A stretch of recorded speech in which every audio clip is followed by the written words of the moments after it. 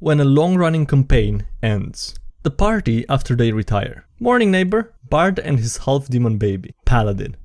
Morning, you unholy abominations. Hey, what's up everybody, SkyDieRay here. Yes, I upload today again. I bet you didn't expect that. Here's an upload. DnDMemes, as usual, you know me. Memes on Thursday, you know, in preparation of the weekend. All I'm asking in return for this wonderful update is a little like from you. You just press the like button, helps out. And yeah, with that being said, enjoy the video.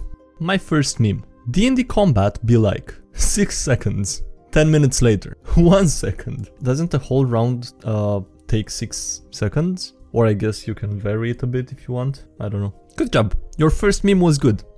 Oh, what? My turn? What would I like to do? I don't know, guys. What's going on? No, I was not on Twitter again. Who's this dude in the middle, by the way? Boss?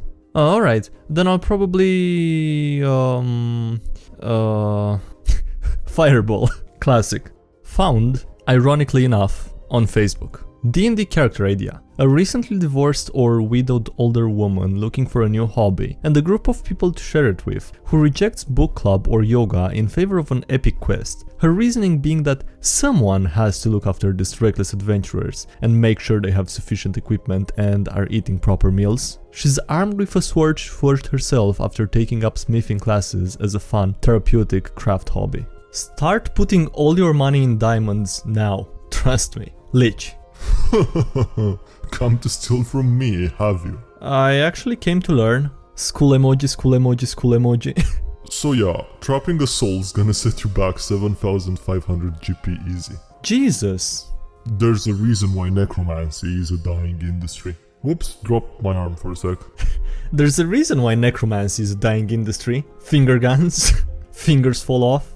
Dragon. Oh jeez, I didn't even see this thing here. Hey Cora? Be cool, we have an adventure in here. Adventure. Perish, cruel worm. Proceeds to stab him.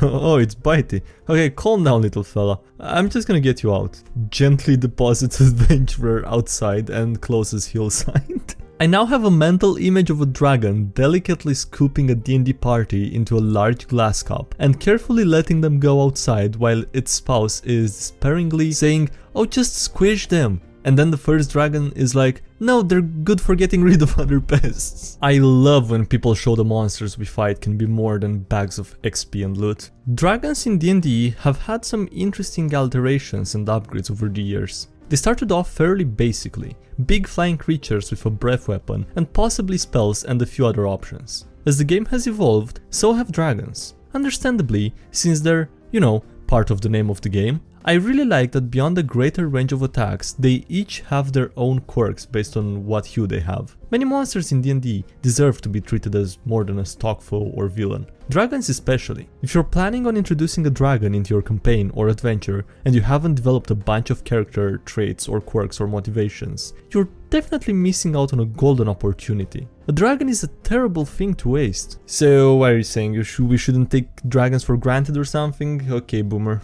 The truth about wizards. Free world building idea. Wizards have the same trust in magic that software designers have in software, which is to say, almost none at all.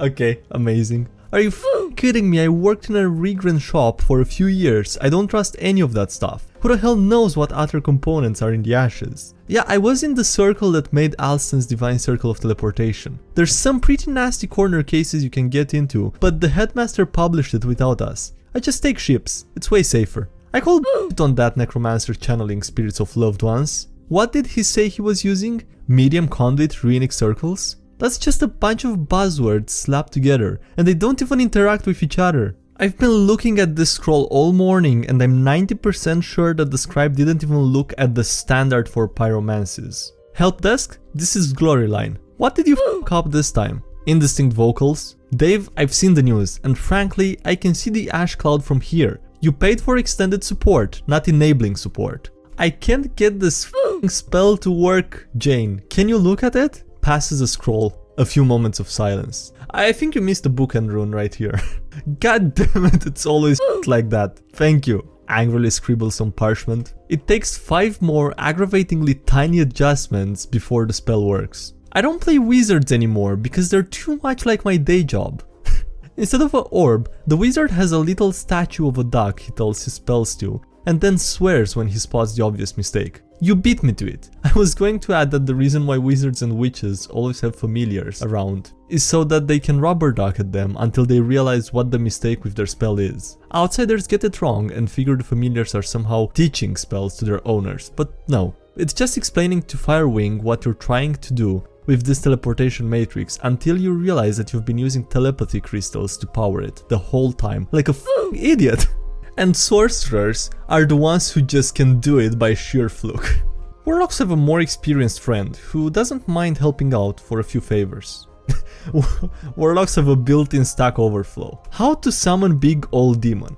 Just repeat these words in Abyssal. I don't know what any of that means, but I'll just copy and paste and hey, the demon appeared. D&D spells named for the wizard who developed them nearly always take the form of developer's name, adjective, noun.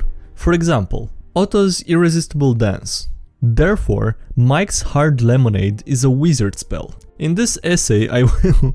Luckily we also have the spell explained. Mike's Hard Lemonade. Cantrip, conjure, full round cast, target up to 5 feet cube area, touch. Area touched fills with ice and alcoholic citrus or herbal beverages of the caster's choice. Enough for every creature within 40 feet to have 1 canteen, or 60 canteens, whichever is greater. Libations last for 8 hours or until consumed.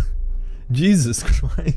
Alcoholic wizard. The wizard that came up with that one is an alcoholic, man. Oh, we also have Dave's Killer Bread. Dave's Killer Bread. First level transmutation. Range 30 feet. Components V, S and M. A loaf of bread and a tiny weapon. Duration. Concentration up to a minute. You invest a loaf of bread within range with a strange vestige of life and an insatiable appetite for violence. For the spell's duration, you command the bread to attack any one creature that you can see, which it will do until directed otherwise or until the spell ends, at which point it returns to being a normal loaf of bread. You can change the bread's target using your bonus action if you are within 30 feet of it.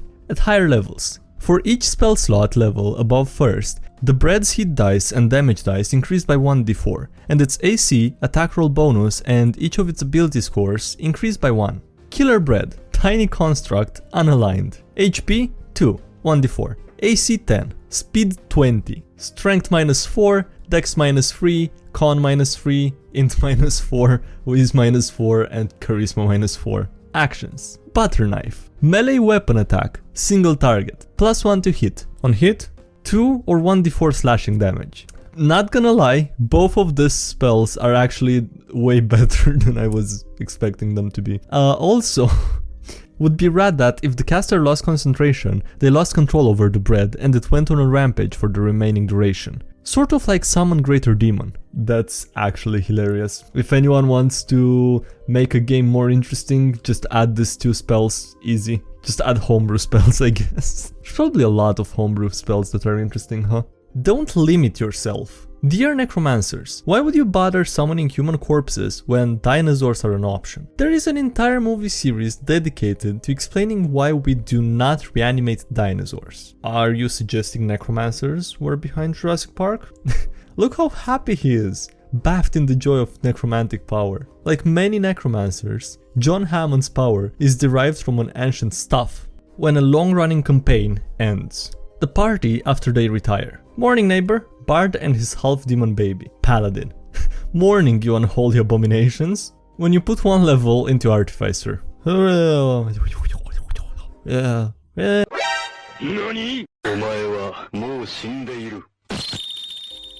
Bang. I hope you enjoyed top quality voice acting because the original audio had some music on it. When the pizza arrives on D&D night. Man, it's another repost. I'll have to report it. I worked really hard on this template. You do a session 0 for your new D&D group, all of whom are new players. They individually came to you afterwards to ask how to work their backstories into your homebrew setting. Each of them write long backstories with multiple plot hooks that you can work into the campaign as a whole. Everyone roleplays well together and the first session is a massive success. They want regular sessions and a long-running campaign. Missing frame! Oh, this is so sad, man. Oh my god, I'm just gonna say it first. This is very sad. Missing frame. Matt Mercer's head in a pillow, eyes wide awake. Caption, then you wake up. Yeah, that's unfortunate. That's probably what happens most of the time, isn't it? Lass, aren't you a bit too young for that? Oh, come on, for spirit's sake. I'm 73. Human age divided by half age. If 21 is 100, how much is X if it's 73? Yeah, X is like 15, so she's like 15 if she was human. I'm calling your parents. Sorry, but you must be at least 100 to get booze. Oh, come on. How do you know it should be 21 and not 18, huh? What if they decided it's 18 like normal people? I feel like a lot of people might be offended by that. But from what I know, even in America, like a lot of people drink something, you know, before being legally allowed to do that. But let me know if I'm wrong.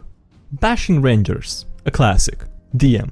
Beastmaster Ranger sucks. There is no worse class and it is the weakest subclass in the game. Just play a fighter with a bow. The player who just wanted a cute pet and to shoot arrows.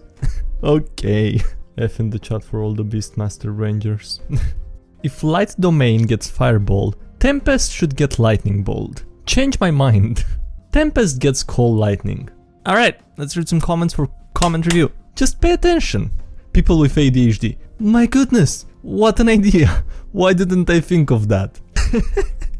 You know, sometimes the words just don't come out the way that you want, and the context isn't as understood as you would expect. Anyway, there were a few more jokes from that. I want to read all of them. Scattered Brain made my day. Even more fun than players with ADHD. The DM having ADHD. Fortunately, he's my husband, and I can just whack him back into focus when his meds don't work. I can only hope and assume that you don't whack him too hard. Please don't have ADHD during sessions. Just pay attention. Thanks for the tips, SkyDieRay. Colonel Cornelius Cornwall. The corniest character concept to ever come across my corner. That was good. That was good, all of it. Alright, that was it for this video. Thank you guys for watching, I hope you enjoyed it. Please leave a like if you did and subscribe for more if you haven't already. Also, thank you to everyone supporting the channel on Patreon, I really appreciate it. Links below if you want to help out and support the channel, it means a lot, so thank you to everyone who's doing that. Also, links below if you want to check out the subreddit, the Discord server and other social media. And yeah, that's it. Thanks again for watching and I'll see you next time. Have a great day, bye!